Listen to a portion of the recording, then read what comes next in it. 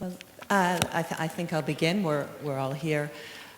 First of all, thank you all for being here, and thank you to the OSCE and Ambassador Zanier for having me here. I've really enjoyed the morning. I've learned a lot.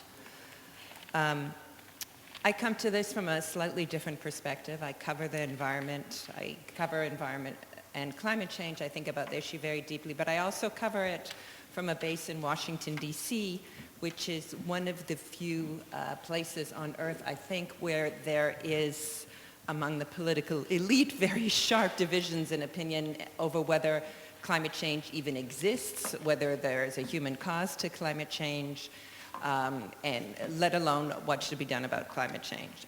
So I come from that context. But even within that context, I want to make it clear that as we've seen in the morning here, there is pretty broad agreement in the security establishment in the US that climate change indeed is a security threat, and it's one that action has to be taken quite now. About 8 years ago, in 2007, a very influential military think tank called the Military Advisory Board of the Center for Naval Analysis, it's a long name here, came out with a quite influential report about climate change and security, and it found that its conclusion broadly was that climate change was a threat multiplier, that it worsened potential disputes, it could inflame disputes, that it made issues such as food security, water security far worse. So I was at a conference last week about this very same issue in Washington about climate change and security, very well attended conference put on by the Wilson Center. And there we found that now the same think tank, military think tank, has adapted its report, updated its report, and what they now found is that they are viewing climate change not as a threat multiplier, but indeed as a catalyst. So that means that it has moved on now in terms of the threat level. It's a direct threat. It's not something that only exacerbates existing situations, existing dangerous situations. Some of the other sort of top-line findings is that although it is now widely recognized within the security establishments that climate change is a threat, these threats are manifesting faster than our ability to do something about it. The risks are accelerating, and planners are not able to keep pace so much with what to do about it. So I'm hoping that in our session here, we sort of pivot from that greater and deeper understanding about the threats of climate change that is now upon us in towards figuring out what actually is being done, what can be done to deal with the threat of climate change. And I would go even further than that, again, drawing on the example of the US. It's what we are now seeing in the kind of diplomacy being pursued recently by Barack Obama in his second term, diplomacy where climate change is sort of embedded in the heart of that diplomacy. There are two components of this. One, Barack Obama has very seriously engaged with the idea of getting a climate change agreement, a global deal on climate change in Paris at the end of this year, and he's worked very hard to that effect. For that reason, he's pursued a number of bilateral tracks of diplomacy to try and get individual agreements with countries that will help, coalesce towards a big deal that we all hope to see come out of Paris at the end of the year. So the most famous of these, of course, is the US-China track of diplomacy, which resulted about a year ago now in an agreement by both countries, both the world's biggest emitters, to deal with their emissions. But in fact, we're seeing such agreements replicated and such processes replicated between the US and India, the US and Mexico, US and Brazil, and even now, as we speak, the US and Cuba are talking about climate change, which is extraordinary when you think about the idea of the US and Cuba talking about anything at all. So that's a big change. Parallel to that, we're also seeing that there are immediate payoffs in incorporating climate change into sort of the diplomacy, in that you're seeing benefits for the US-China relationship overall, and that often climate has been an entry point to what has at times been a difficult relationship, and it's made it easier to engage.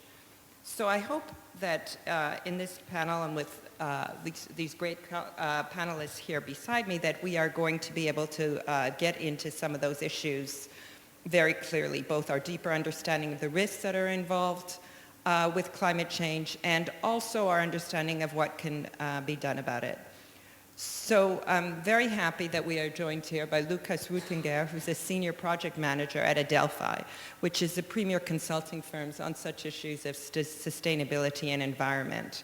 His work focuses on climate change and vulnerability, and he's worked in post-conflict states. And he's going to talk to us more deeply about Syria, really drill down into how climate change provoked and exacerbated the conflict in Syria, and also talk about some of the solutions and best practices in dealing with these issues of climate change and security. He's worked at these on a sort of very influential report for the G7 on climate change and security that was referenced earlier today, and we're lucky to get to that again today.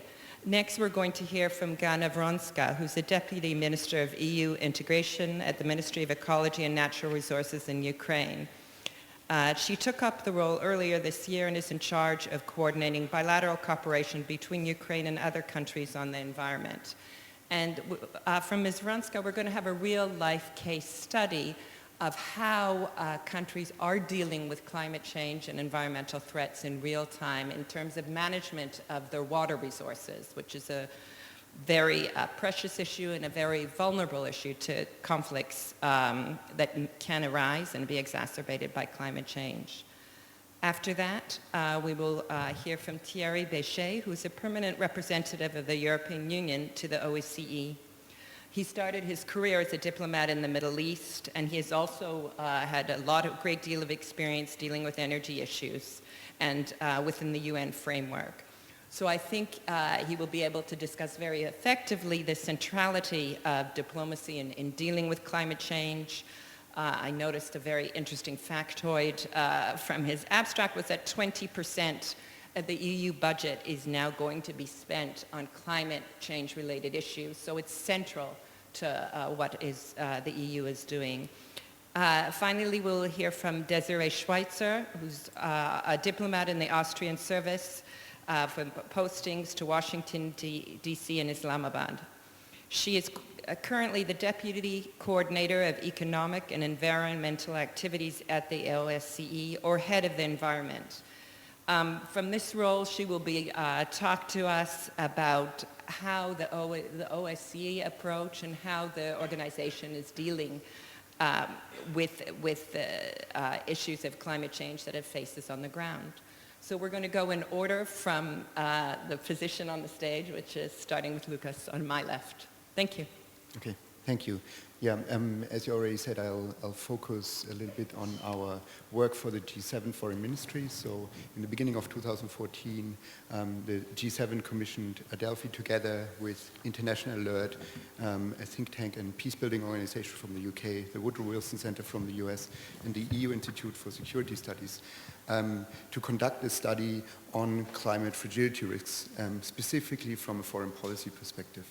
And accompanying that by building up a knowledge platform that is also online, and I would encourage you to have a look at. And then after 1 year of research, consultations, field research in 10 countries around the world, we handed it over to the German foreign minister, and it was discussed at the foreign ministers meeting in April this year. And now there's a working group looking at that report and identifying and discussing the recommendations they want to take on as a G7.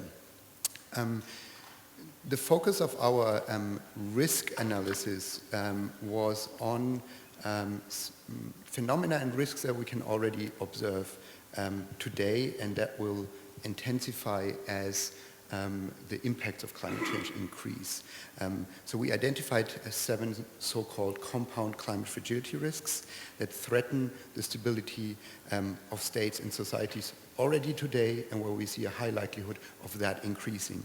And these include a whole spectrum of different risks and conflict phenomena. So these start with the obvious ones on local conflicts around natural resources such as land and water, then the role of livelihood insecurity and how that has an impact on the movement and migration of people, of course, the role disasters can play in creating instability.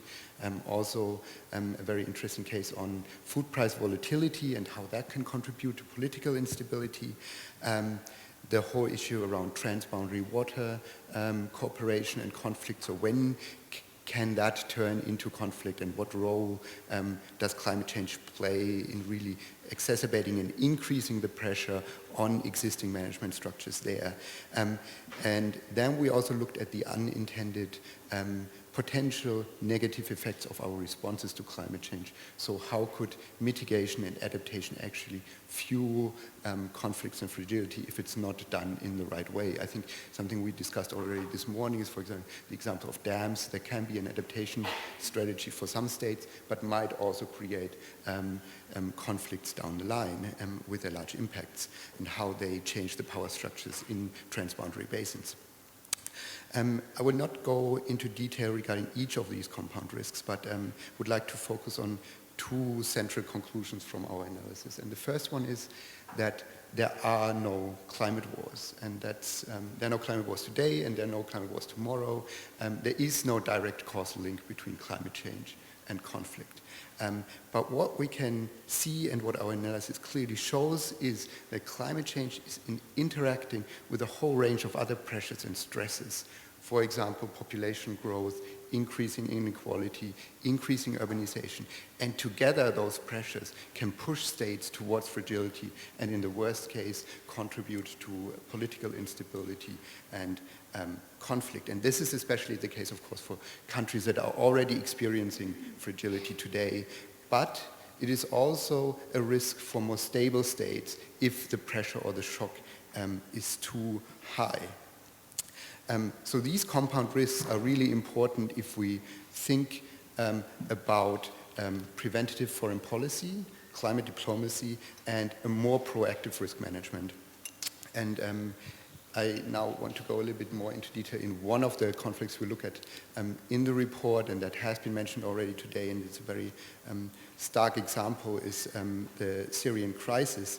And that crisis was preceded by a 5-year-long drought that had devastating impacts on the livelihoods of a lot of Syrians, especially in the rural areas. And what happened is that a lot of people moved into the cities, and the cities had already experienced a very high population growth and were very overcrowded. There were approximately 1.5 million Iraqi refugees already in those cities and displaced by the conflict there.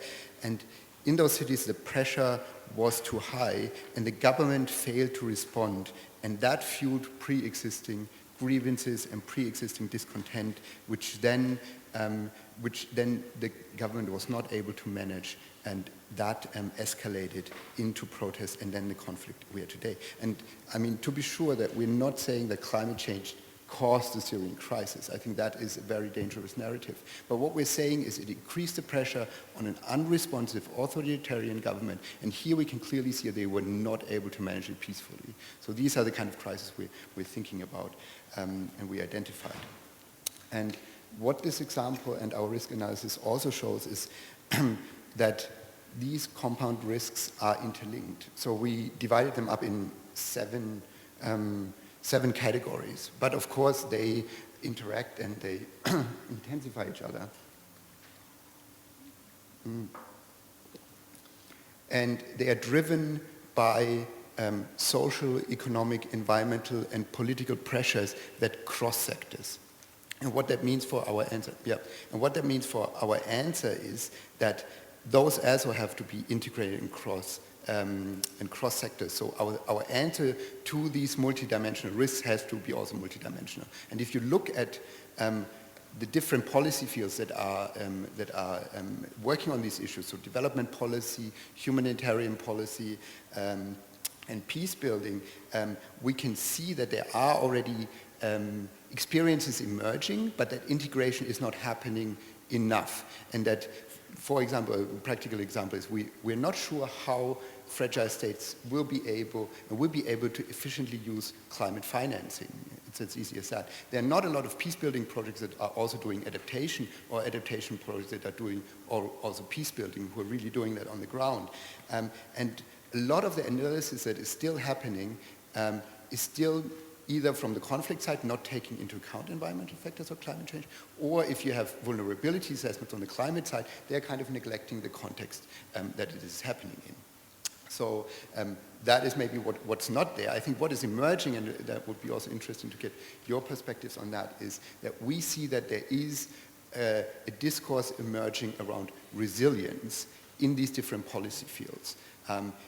Everybody understands a little bit something different by resilience, but we see a chance here that that might be an umbrella or a common goal that we could try to better integrate these different fields of foreign policy, especially preventative diplomacy, peace building, climate change adaptation, and humanitarian assistance. Okay, we'll have more chance to have some questions, I hope.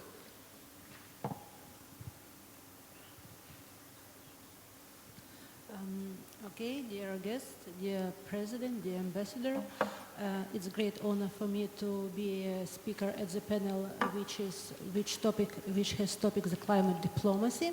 As Suzanne introduced, we had a good example of cooperation between the two countries on climate change adaptation. And I would like to talk about this in more details, but from the beginning, I'd like to present a brief information on the position of Ukraine in climate change sphere.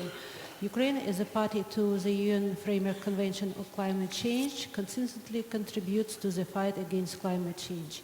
The efforts as we know, the efforts of international community should be aimed at preventing a global temperature increase of more than 2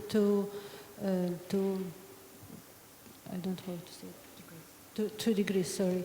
Climate change caused by increased frequency and increased intensity of dangerous hydrometeorological phenomena and natural disasters, lack of food, drinking water, destruction of shorelines, the rapid spread of dangerous diseases have led to increased risk for the health and livelihood of billions of people, as well as for sustainable development of world economy. In September 2014, Ukraine has signed an association agreement with the European Union, and this agreement clearly defines not only the direction for the foreign policy of our country, but also becomes the driving force of internal state reforms, particularly in the climate change sphere. The importance of international efforts in the sphere of climate change as well are obvious, and Ukraine takes part in the development of a new global climate agreement, which is supposed to be signed in Paris, as we know, in beginning of December. Also, we have some obligations under association agreement with regard to climate change sphere, and we are trying to do our best to fulfill all these obligations. Since 2004, the OSCE and United Nations Economic Commission for Europe have joined their forces to promote, strengthen transboundary cooperation in the Dniester River basin. Dniester is a big river which has two countries between Moldova and Ukraine.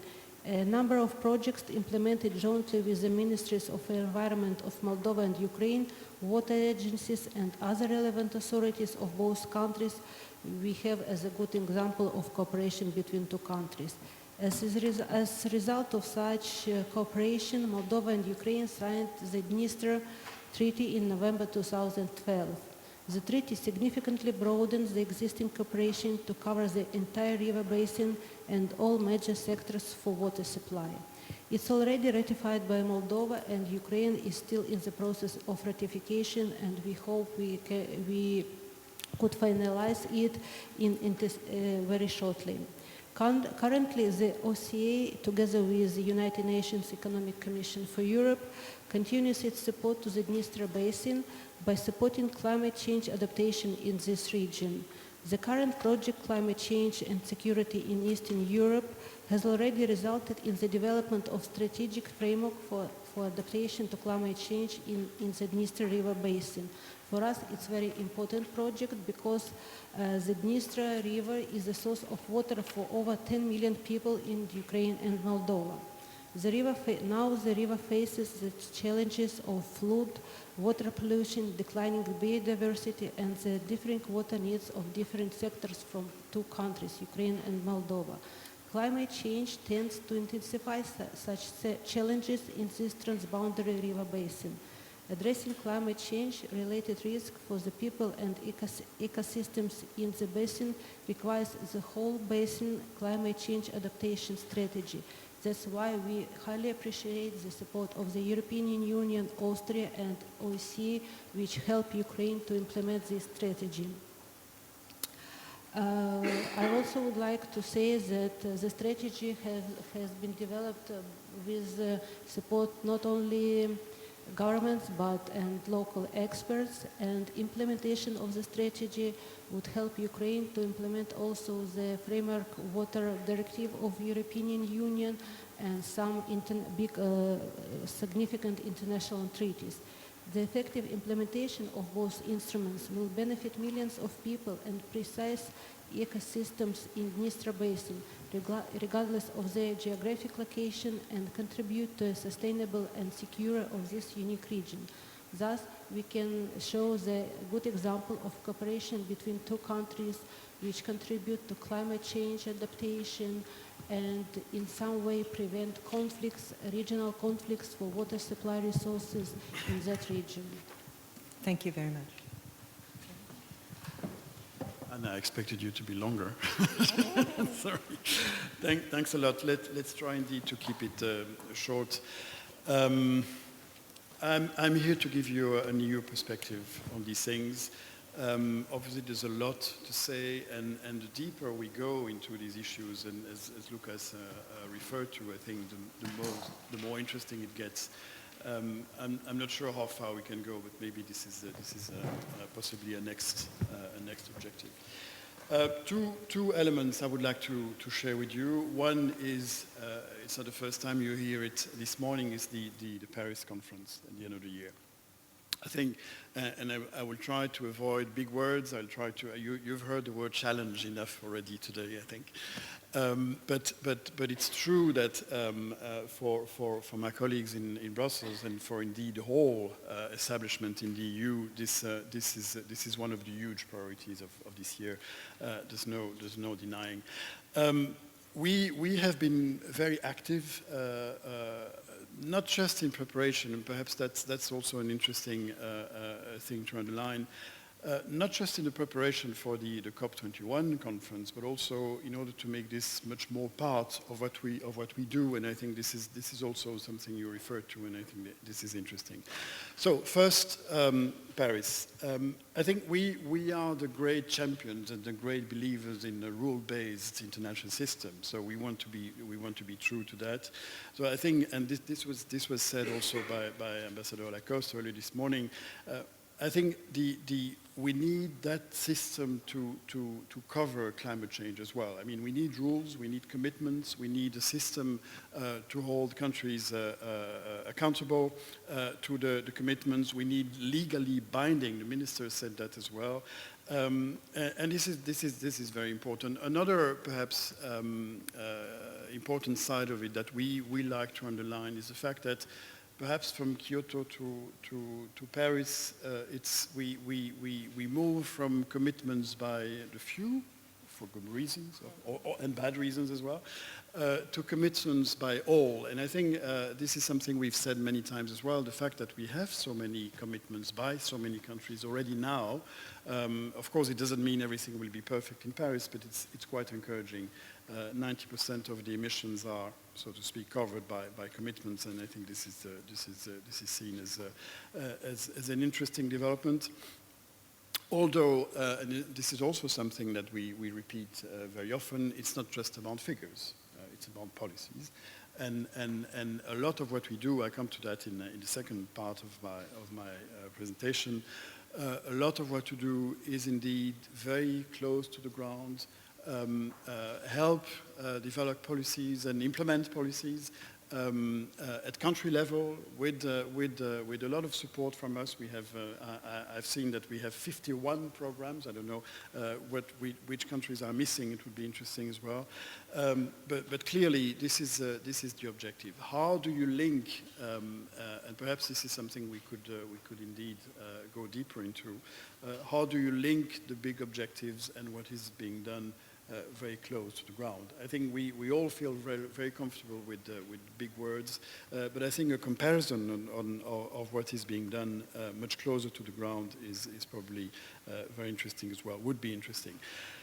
Policies, that means long-term trajectories towards the right policies. It means a strong system to hold countries accountable on their commitments, and it means the possibility of reviewing these commitments, taking into account many factors, predictable or not predictable, and in a word, this is what we expect from this would be the benchmarks, I would say, for it's dangerous to say that because if it doesn't work, of course, but this is what we would see as important as EU in an agreement in Paris, and this is directly linked, obviously, to what we're discussing now. Another, perhaps a second approach that I would like to underline very briefly is this.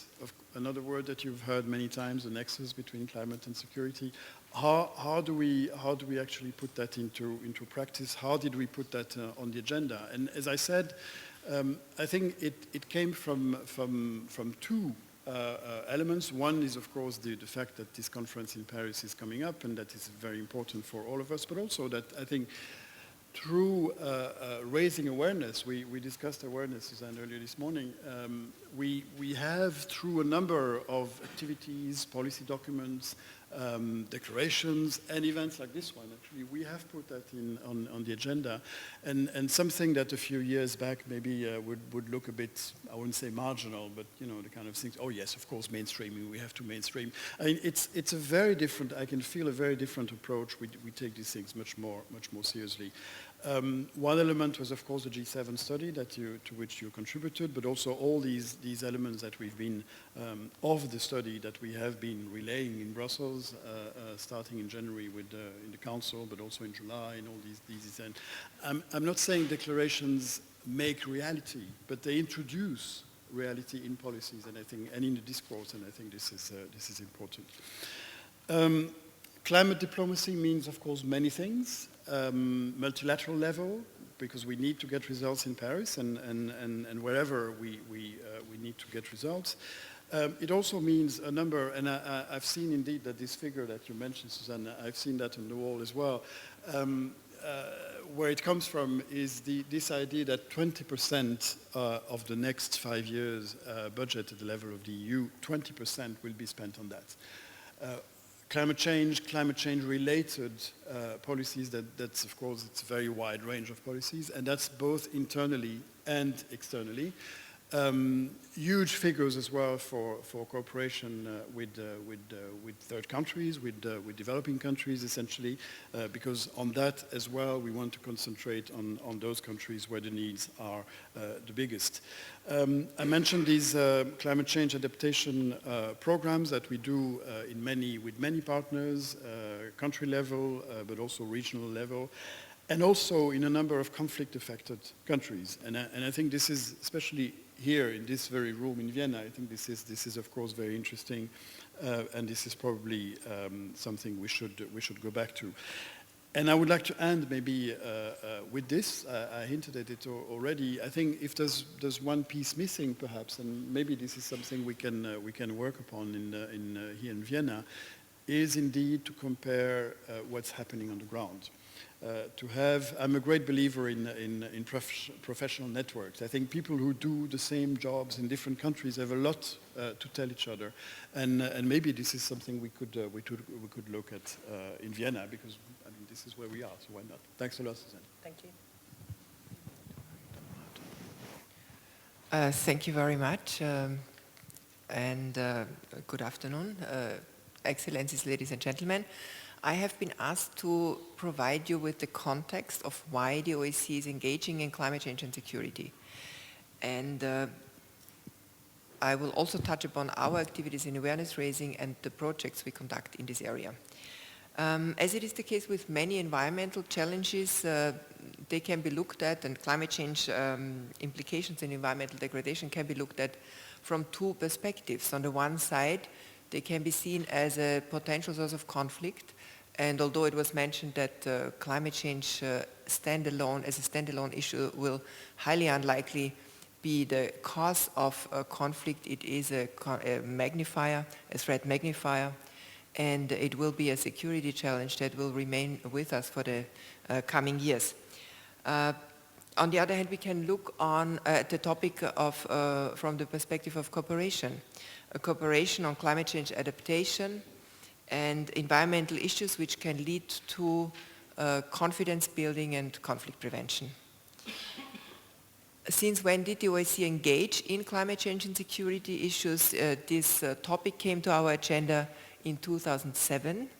At the Madrid Ministerial Council, a declaration on environment and security was adopted by all then 56 participating states, and it contains a clear reference to climate change as a threat magnifier. And in the following years, several other high-level political decisions have been taken, ministerial council decisions in our case. They strengthen the mandate of the OSCE in this field. They are related to climate change. They're not specifically on climate change.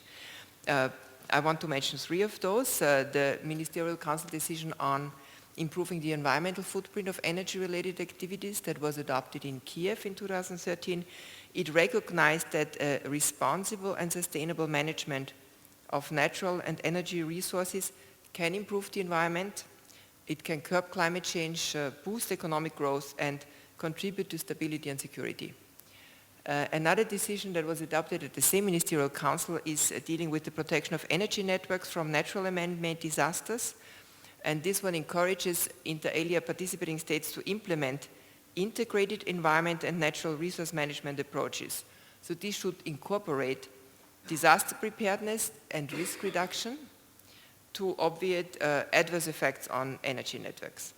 And only last year in Basel, the decision on enhancing disaster risk reduction was adopted, and this one makes a clear context on the exacerbating effects of climate change on the frequency and magnitude of disasters.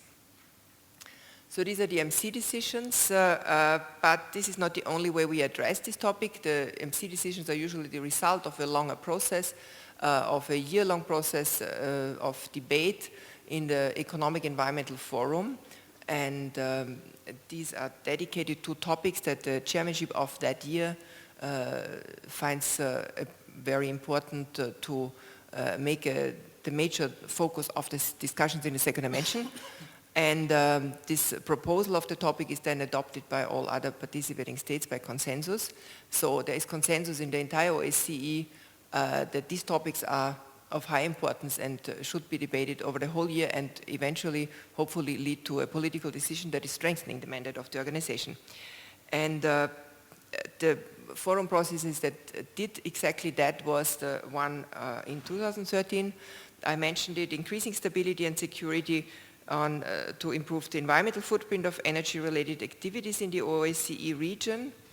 And the other MC decision I mentioned was also part of this, result of these debates throughout the year. Last year, the Swiss chairmanship decided to focus on responding to environmental challenges with a view to promoting cooperation and security in the OSCE area, and this one led to the adoption of the disaster risk reduction decision I mentioned earlier. And this year, the Serbian chairmanship is focusing on water governance, a topic closely related to climate change, and it will also be seen from the perspective of increasing security and stability through cooperation. And the Serbian chairmanship will propose a decision for discussion among participating states and hopefully adoption at the Ministerial Council in Belgrade. These processes, or more specifically political decisions, they give us the mandate and they provide us with the necessary basis for our activities. Many of these activities we do not carry out alone as OSCE, but in a partnership. The partnership with ENFSEC, the Environment and Security Initiative. It was founded in 2003, and our partners in this initiative are the United Nations Environmental Programme, United Nations Development Programme, the United Nations Economic Commission for Europe, and DIRECT, the Regional Environmental Center. And of course, other partners in the implementation of this are our OSCE field operations. Let me now briefly turn to the project activities we have engaged in 2009. After the conference, I think it was already mentioned earlier today, in Bucharest, which was organized by the Greek chairmanship on security implications of climate change in the OSCE region. A project of the same name was launched and implemented together with the European Environment Agency. And the findings of this project also were taken into consideration when we embarked on our next big project, which is currently being implemented. It is a project where we partner with the European Union. The OSCE is the lead partner on behalf of EMFSEC in this project. It's a substantial multi-year project on climate change and security in Eastern Europe, the South Caucasus and Central Asia. And it receives funding, as I said, from the European Commission, from the Instrument for Stability and the Austrian Development Agency. The goal of this project is to support regional stability through transboundary cooperation on climate change adaptation. And a major result of this project was already mentioned by Deputy Minister Vronska, the climate change adaptation strategy that was endorsed by the Ministers of Environment of Ukraine and Moldova. And it is one of the few such transboundary strategies in the world. That's why it's also noteworthy. And as a consequence of this, certain climate change adaptation measures, some concrete measures have already been implemented at local level. In this project, we will continue with assessments of climate change and security implications in the 3 regions and mapping of climate change hotspots, but we will also continue throughout the project with awareness raising, and awareness raising was mentioned many times this morning already as being key to get the attention of for this topic at highest political level. But we will also focus on the public outreach activity at local level through our network of AHO centers. These are public environmental information centers the OSCE is supporting. Currently 60 such centers in 14 countries of the region, and I can come back to that later. Thank you for now. Thank you. Well, thank you all. There's a lot to talk about here. I'm going to take the moderator's prerogative and sort of throw out a question and we'll leave it to each of the panelists to answer in the manner of their choosing. And I want to just knit together some of the ideas that we've seen. We've seen Lukas sort of raising the issue of resilience, building resilience, which is something that is talked about a lot now in the climate space, and whether as part of building resilience, we should be focusing directly on minimizing potential security threats. And I was wondering if the panelists would be able to sort of give a concrete example, this is picking up from what Thierry said, of programs that are in operation right now that are involved, underway in terms of building resilience, but are also doing an effective job, in your view, at neutralizing the potential for climate change to exacerbate fragility or to help cause a potential conflict in the future, maybe using, draw upon a real-life example. I'll start. I think before we maybe go to the project on the ground, I would say what we need to actually have a project on the ground that does that is financing instruments that allow for that. And it was mentioned that the instrument contributing to stability and peace, and I think that's a very practical example because it's a peace-building financing instrument which has allocated funding for climate change adaptation projects. And that's kind of like where the funding for the OSCE is now coming from, and now the first project, the larger unit project, will be funded, but it's still a minority of the 2 billion. I think it's 20 or 10 million that I've spent on that. But then that then translates in actual projects. And if you look around in the world, like we try to find examples for our report that are doing that on the ground, and there are some, one is a Mercy Corps project in the Sahel region funded by USAID, which did adaptation and peace building together and showed some really interesting results, and they're now trying to upscale it and really find out, does that really hold true if they upscale it and implement it on a larger level. But I think that's where we exactly are. We have some pilots, we have some experience, but we need more, and we really need to test out what works. And that can only happen if we have the financial levels on the one side, so that is what needs to happen. But then we also need to have the capacities and the tools and the approaches that are there, and that also needs to work together.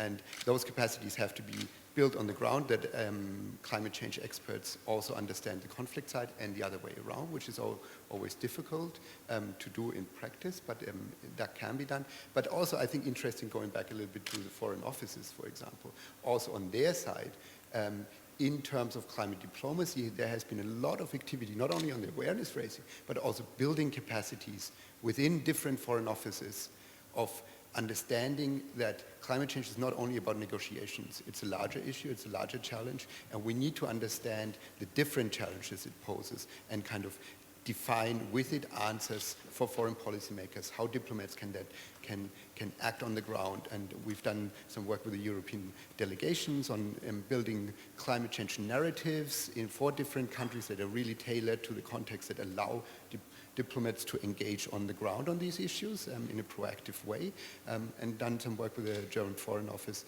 on the same issues. And I think there a lot is happening, and that can be built upon and further developed. And Ganna, what do you think has been most effective in your experience?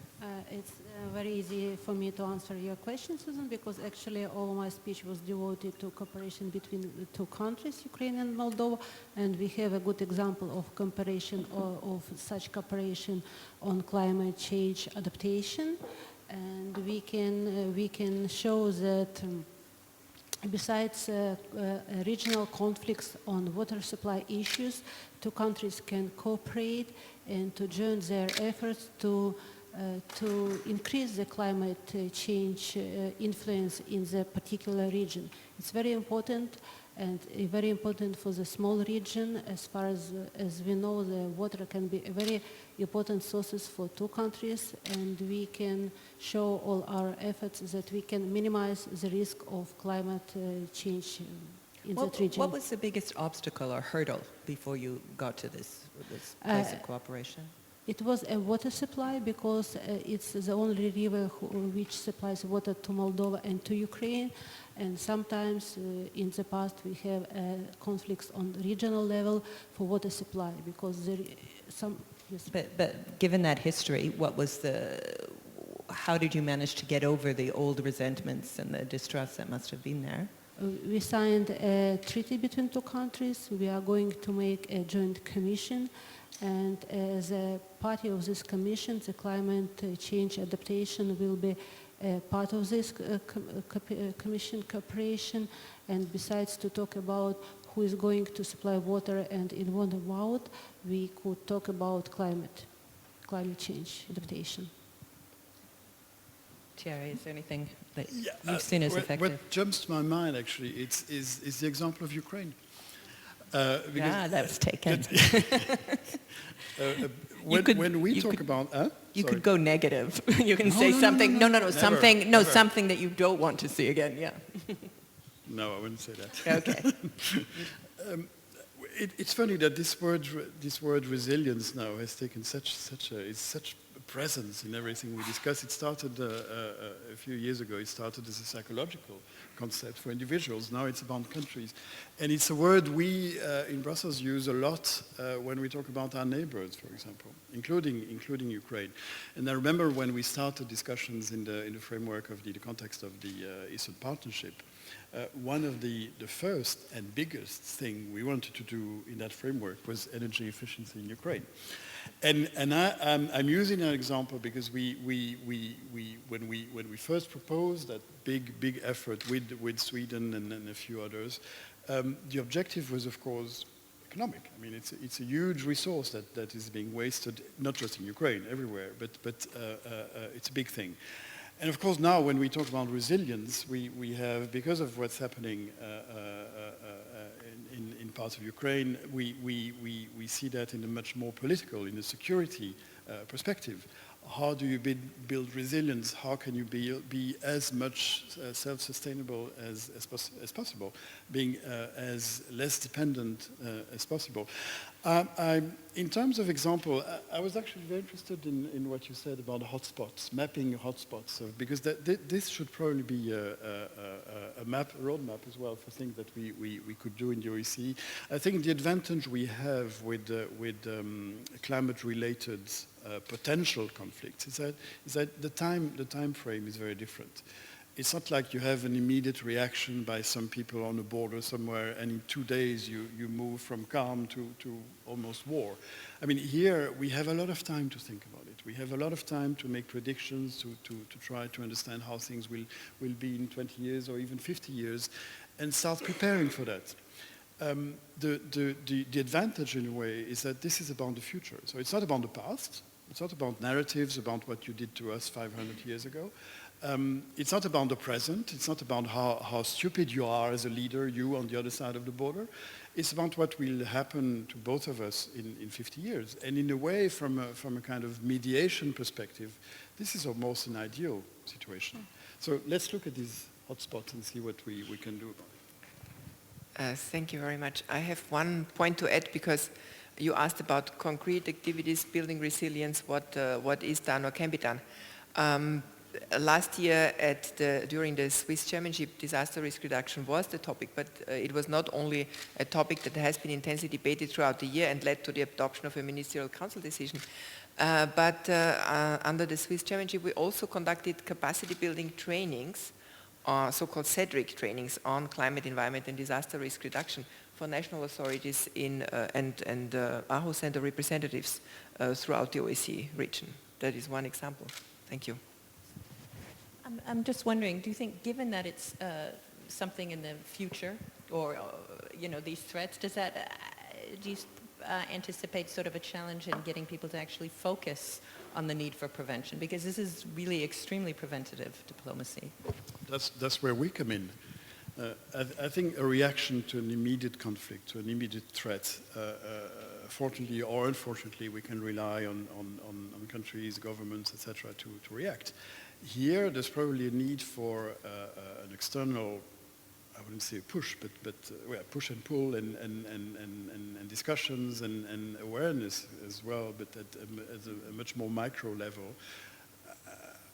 I'm not saying it will be easy, of course, but I think it's not a bad combination. You have time to address the issue. It's not about the past, it's not about the present. It's something that we can do without losing faith, which is in many cases when you have a conflict or a potential conflict is the main problem. Again, psychology, not politics, but there's a lot of it. I remember when people first started linking climate change and security, there was a lot of talk about the need for green helmets, a special sort of climate change force. Has that...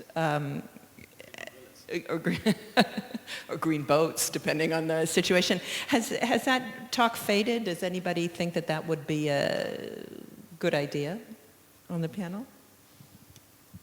I think it links really well to the question before, because it is. I think I would follow for your line of argument that it's. Because it's so much in the future, the crisis, and we have already ongoing crises. I think the last year showed quite strikingly, if you have multiple crises in the international system, how that focuses attention, rightly so, because we need to deal with those crises, but it also takes attention away from these more longer-term trends. And for our engagement with policymakers, it's always hard to make the case of looking more long-term if you're already busy with saving lives today and preventing conflict and really working on that. So I think that is a challenge, and I think that an answer to that has not been found yet, and really to then go to the prevention side of it, your question of the green helmets, I think that's also something that if you discuss with the helmets, so with the military, about those issues, they are very conscious about what their limits are in addressing these kind of crises. They say, well, if we have to become active, it's too late already, and we are not the right tool to address these long-term long-term crisis also. I mean, there was also for a long time this discussion about the securitization of the discourse around climate change, and I think the military itself said quite starkly, no, we don't want to get involved in climate change adaptation, that's not what we're doing, but we see these crises increasing, that we have to react to them. Of course, in addition to that, they also have to prepare their own militaries to adapt to climate change. But besides that, and they see quite clearly that they are not the ones that can do that much in the preventative sphere. So there we really have to develop the other tools that come before that, and that is development cooperation, humanitarian aid, and also foreign policy that really have to take up that challenge and prevent this crisis. Also meaning then, if they don't do that, it will overwhelm the international system. I mean, I think we are already at kind of a limit of how many crises can we deal with at the same time. And I think that is maybe a warning sign for the future. Do you see any fruitful areas for potential cooperation along the lines of that we've heard from Ganna? Yes, further of course. areas? Yeah. Yes, of course. I think that is also something that gets a little bit buried under the whole risk discourse. Is kind of that every crisis, of course, is a potential for cooperation. I think interestingly enough, we've done together with the OSCE a couple of years ago a number of scenario workshops in the OSCE regions, kind of bringing people together and just thinking about how could the future look like, positive, negative scenarios. It was quite clear that there were kind of across the regions two kind of narratives emerging, and one was a crisis turning into an opportunity, and the other one, multiple crises interacting and creating a spiral down. And I think disasters are a good example, and there are real-life cases today. For example, it's not a climate-related disaster, but the tsunami in the Indian Ocean, and the reaction of the Indonesian government in Aceh that used that opportunity to build peace and address the root causes of conflict, and in Sri Lanka, the government not doing that, fueling grievances and going the opposite direction. So, of course, such a crisis can always be proactively used. And, yeah. I think they call it a crisis-tunity or something. You know, the idea you should never let a good crisis go to waste. I think it would be good I'd like to open the floor up to questions. I'm sure there's a lot to ask the people up here who have a wealth of knowledge. Do you want to come up to the mic so that we can hear you? And if the people coming up would like to identify themselves? Andreas Beckmann from the WWF Global Conservation Organization. What you said, Mr. Rüttinger, I think was very prescient. I want to take that and take it down to the local level in the sense of we've been usually talk about climate change multiplying or increasing risks in terms of security. But as you say, security is also important for actually taking action on climate change. We need cooperation. It needs a lot of communication. And of course, once the bullets start flying, that all falls apart. And I think we have a very good example of that in Ukraine, the challenges of that. There was a war going on there. And obviously in terms of expecting any action on climate change adaptation or mitigation in Donetsk, for example, it's probably out of the question right now. But it also goes beyond there. We have right now a project going on climate change adaptation together with the Red Cross, an interesting connection, and they come from the humanitarian side, we come from the ecosystem side, in Ukraine and a number of other countries. And the challenge on that, in Ukraine we're focusing on urban areas, and the challenge there is engaging people, actually, because they've got other worries. The economy is a big problem, obviously, you've got this conflict going on, and so on. And I want to ask Ms. Vronska, in a sense you have the same bigger challenge in terms of implementing this EU legislation, which on the one hand will be very important for addressing these challenges, in terms of creating decision-making processes that engage different sectoral interests, transportations, security, and so on and so forth, to make the right decisions. At the same time, it's coming from the environmental perspective. How do you overcome these challenges, especially in a situation, it's difficult as it is, but especially in a situation where you have an ongoing conflict going on in your country? So maybe you can just comment on that. Thank you.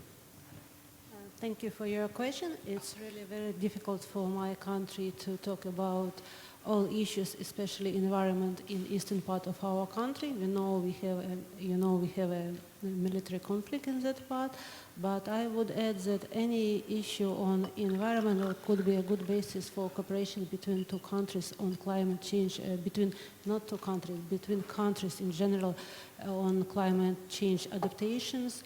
We can say about air quality, we could talk about reduction of emissions, water governance, whatever. So you are right that a conflict in eastern part of Ukraine is a big challenge for us, and we are trying to do our best. We are trying to solve ecological issue in that region, environmental issues in that region, and we are looking for successful settlement of this conflict. And of course, we shall fulfill our obligations under association agreement, and we are drafting new legislation. We are trying to cooperate with other countries. Whatever we could do, we are doing now to overcome this problem. Is it answer to your question? Okay, thank you.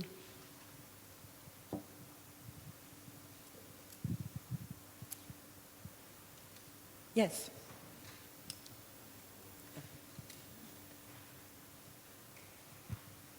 It's a lot more fun being on this side. Lukas opened this line of analysis up, but I want to go a little further down it. There's defense and there's security, as we think about it as military folks. And we keep talking about, is it a conflict issue or not a conflict issue? I pose the question here. We have to consider the major impacts in the security realm in the immediate. If you look at the 7 climate drivers, the major impacts are in humanitarian operations, support to refugees, mass migrations, those kinds of things that are what is created as the after effects of climate change. From a defense and security standpoint, that is much more challenging to me, as how I adapt and how I develop the defense policies and approaches to address those. Because your example of, the natural disasters and how that is, those pale in comparison in scale and the length of time that we're expected to do those kind of missions. And for most of the world, the military are going to be the ones that have to do that kind of response. We're the 911 number when it gets to big enough, where it overwhelms Red Cross, the Red Crescent, and all those kinds of things.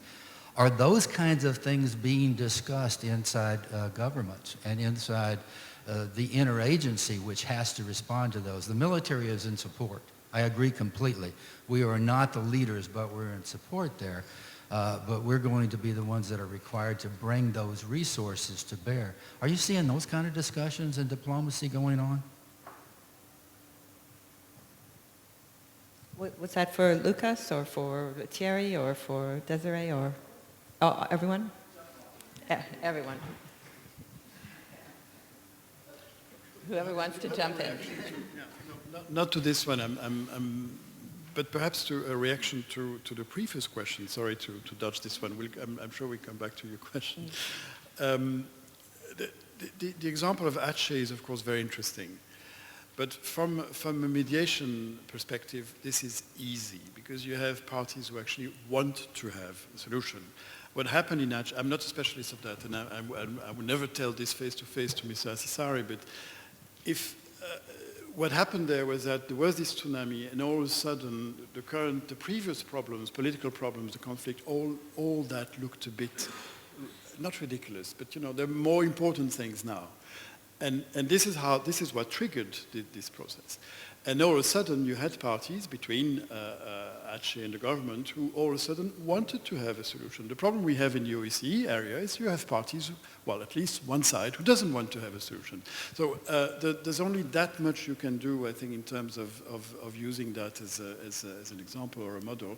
I think what is interesting here, and this in a way is your question as well, we are, and it comes back to what we said previously, in a way, we have conflicts now that probably qualifies as hotspots on your map. You have countries in dispute because of a dam, because of how much water flows in that. If you go and tell them, and maybe different people, not the usual mediators, maybe not the usual interlocutors, but I don't know, scientists say, look, you're fighting now about this dam. In 50 years, there will be no water. So your dispute will be over by then. But then how do you deal with that? Maybe it's a different conversation by different people. And maybe indeed there is a need for some not intermediary at this stage, but people who actually tell them that. And maybe that's us, I don't know. Thank you. If I may add to that, I think that it was already also raised in the first session that issues like climate change, they are cross-dimensional, and the OSCE's approach to security is a cross-dimensional and comprehensive approach.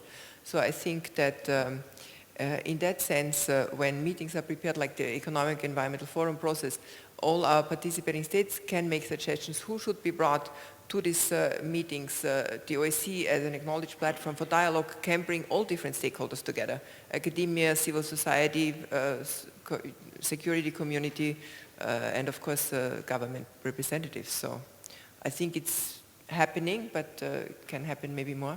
Thank you. I'd like also to add, maybe not answering exactly to the previous question, but when we are talking about climate change and security and climate diplomacy, we also should mention such tendency as climate migration and or climate refugees.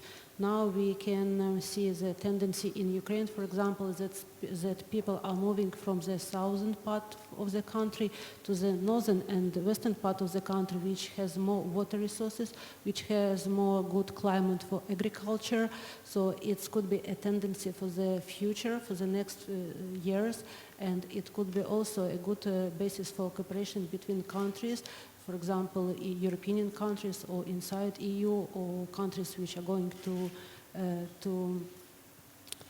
join the EU in the future. And we believe it's very important to start talking about this right now. Migration, yeah, good point. Did you? On migration? No, or on the larger question.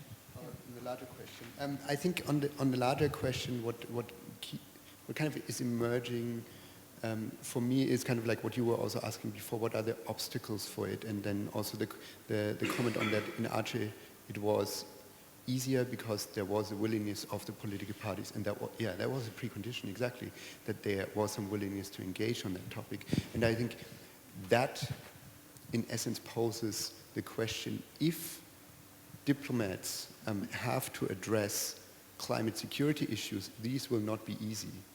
This will not be the low-hanging fruits of being like, well, we're using natural resources as a tool for peace building and easy cooperation between countries. But these are, in cases where it is a conflictive issue, high policy issues. And we see that in Central Asia, we see that around the world. And those are not the things that are somewhere in the environment sphere. These are issues about national sovereignty and national security strategies. So that also means that there has to be a different level of engagement from foreign policymakers, especially if we say, okay, we need to be more preventative, then we also need to invest the political capital into these processes. And I think that is something that has been also emerging a little bit out of what we've been seeing out of, for example, Transboundary Water Cooperation, that there has been a lot of money spent on technical assistance and trying to foster cooperation through technical assistance on a national, between national ministries, for example, of neighboring countries. And that is very good and very important, but that does not automatically translate into cooperation on a higher level. It needs to be complemented by high-level political processes that are driven, and then complemented by more informal settings through civil society, organizations like the OSCE. So we have to have multiple tracks that are working at the same time to address these issues. But it needs also the upper level. It doesn't only work if we only do the lower levels, because that's easier for us. So it has to be integrated, climate has to be integrated then at every level of decision making and delivery, yeah? Yes, if it's a real conflictive high policy issue, then we need to do that to address it. Yeah. Thank you. Any further questions? Please. Thank you. First of all, I would like to thank our panelists for their very interesting presentation. And what I want to say, as we know from our colleagues from New York, issue on climate change and its adaptation, it's now is under careful consideration in the special UN bodies. And if we take into consideration the position of all member states of the UN, it is now evident to speak about the direct interlinkage between climate change and security issues. In this regard, I propose to look at this issue from another point of view. For example, what do you think about the possibility of using climate change issues for covering the real or basic roots of misunderstanding or conflict in different states? And a small remark regarding the presentation of representative of Office of Economic Coordinator. I want to say that with great interest we listen this presentation, and we hope to continue this discussion in the course of the forthcoming meeting of Economic Committee, which is to be held in December. Thank you.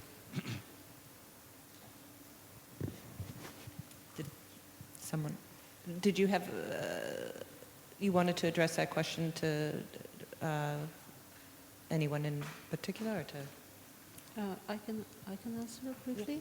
I would say that climate change issues could be a part of the general approach to any conflict in region or between countries, but it couldn't be like umbrella for settlement of the conflict. It's my opinion, because as we see in our country, the conflict, if we have conflict, it's much more wider than only climate change issues. And trying to settle conflict with help of climate, talking about climate change issues, you couldn't settle all political issues. We can talk about economy, environment, whatever, but it couldn't be the only basis for conflict settlement. Are there any other? In any way, it could be a good approach to start. A good approach to start. Other questions out there? Please. Oh, there's two of you.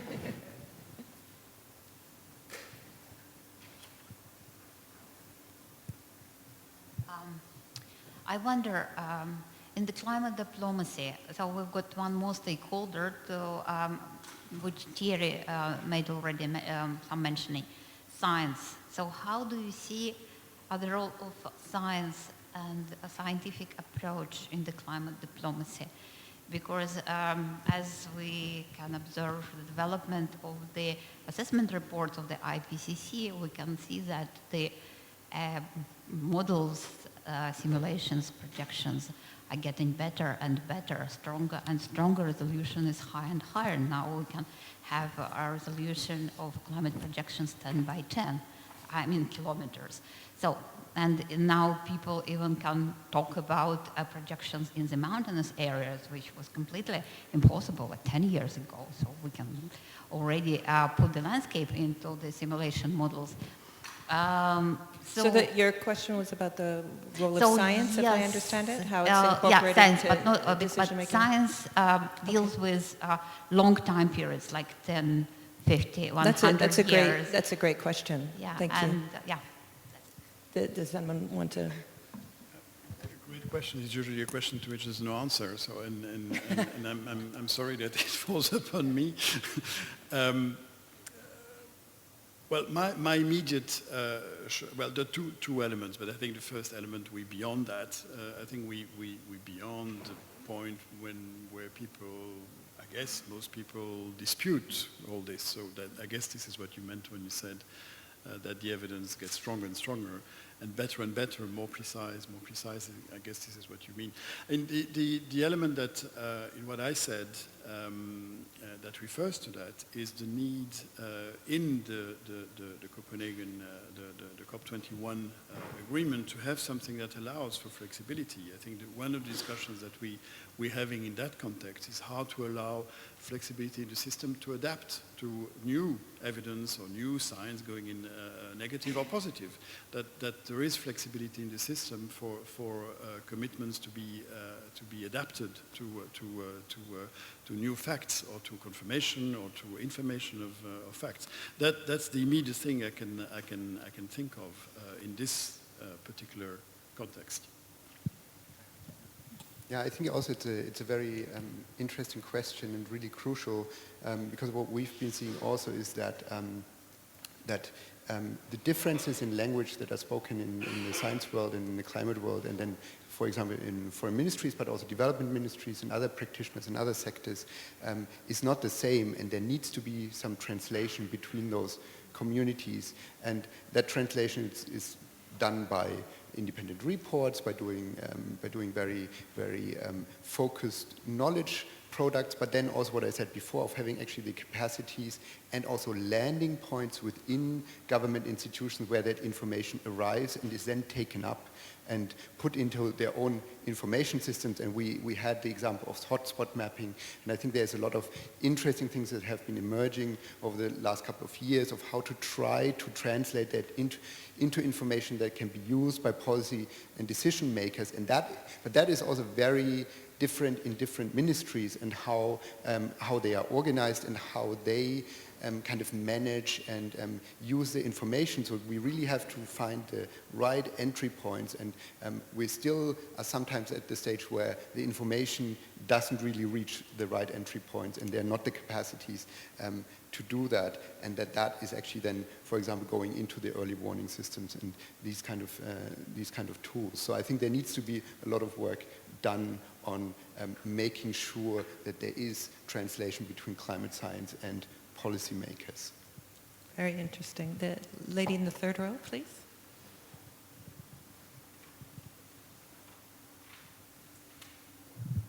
Thank you very much for giving me the floor. I'm Teresa Ribeiro, Deputy Secretary General of the Union for the Mediterranean, and I found that it was a very, very interesting panel. And my question is a very brief one. To deal with climate change, we need collective action and articulated action. How can this articulated action improve or contribute to improve global governance and then have impacts on security? Because this is an important issue, I think, for this dimension of security. Thank you. Would anyone like to? Desiree, would you like to? I do not quite get, how can global action be translated into governance? Yeah, I think it was mentioned earlier, we have a year of very important global processes in our dimension. I mentioned the disaster risk reduction, the conference of Sendai, then the Sustainable Development Goals Summit in New York, with the adoption of the SDGs on a few issues also, although we as OSCE were not involved in the work, in the preparations and the formulation of the SDGs, we're working on issues that are covered by the SDGs, but from a security perspective, water, climate change, energy. Now the question is how this will be translated and what participating states will do. Will they use this momentum of giving the OSCE a bigger role in implementing? I mentioned earlier that the political decisions we have so far in the OSCE are all only touching upon climate change, but we don't have a standalone political document yet on this issue. So it's up to our members to decide how we will proceed in this area. Thank you. I would also add that, on my opinion, each country should contribute and to do their best to sign a new agreement in Paris, and the new agreement could be a basis for future cooperation between countries. Unless we have a new agreement on climate policy on international level, we shall remain still at the same point. We should the countries should sign a new agreement in Paris, to agree on the wordings of the agreement and to sign it. For me, what I see in your question, Teresa, is more the dilemmas of global governance. And in a way, if you take things historically, when there's a big disaster, when there's a sense of a big need, this is when the international community, even if it's a changing concept, actually get together and decisively do things together. After the Second World War, this happened. In the 50s, we thought trade was the most important thing. So we had a very powerful international organization dealing with trade that can impose sanctions, etc. From an outsider's perspective, so not from a negotiation perspective, what is interesting to watch in Paris is, of course, to what extent we are now in that kind of situation, that there is such a sense of urgency, of importance of the issues that we're dealing with, that the international community, I don't like that term, but you know what I mean, actually does something about it. And to do something about it means a number of institutional, legal tricks that just like WTO can impose sanctions, are we going to have a system coming out of COP21 that actually, as we said already several times, holds countries responsible, accountable for what they've committed. I think that's how I understand your question, and I think from a sort of diplomatic perspective, but also legal and citizen of the world, if I may say so, perspective, it's very interesting. But I don't know the answer, obviously. It's a good question, so I don't know the answer. Did you want to? One interesting point there is also that there is no one process for this issue. If you see the links between security and climate change, there is no, per se, an international process or an international institution that would deal with this particular issue. So there's one way, of course, integrating it into the existing ones, and I think that has started and is getting more and more momentum. I think, like it's, for example, in the UN, it's been now 2 times in the Security Council. It's probably going to end up there again, and I think that's important to get it into the multilateral system, getting it into the UN institutions, but then also thinking about how do we get it into the World Bank and these kind of institutions which are kind of part of our global governance system. It still raises, at some point, it raises the question also, is there a need for an institutional home process for this, or is there not? And I think that discussion has started, and it's important to have, and also think about what the role of different institutions and processes like the OSCE can be, and they've been leading a long time on it, and I think taking steps more towards it and identifying also their own role clearer and clearer what that could be. Yeah, I think I'm pretty hopeful that will continue in the next couple of years, and that we'll see it popping up in different kind of governance processes. Okay. Are there any further questions? Well, with that, I think I'd like to close out the panel. I thought I'd quickly summarize some of the key points that seem to have emerged. One, there seems to be agreement that one precondition for helping to ensure security in a climate change world is, achieving a strong agreement at Paris at the climate negotiations, one that would fight climate change, lower emissions, and help avoid catastrophic climate change if we go above 2 degrees. And 2, the idea that I think is coming through very strongly is the need to integrate climate thinking and thinking about climate change through all the sort of levers at our disposal in terms of global governance. Thinking about climate has to be embedded in foreign policy, for national governments and at international institutions. 3, that you need more information, and that information maybe is not getting to the right people. I mean, that came through very strongly. And 4, I guess, to end on a hopeful note, that there are already real-life examples of cooperation, of where climate change is used as a spur to cooperation, and that climate can be a part of effective diplomacy and effective solutions on the ground. So I think that's a good place to leave it. Thank you to a wonderful panel and to all of you.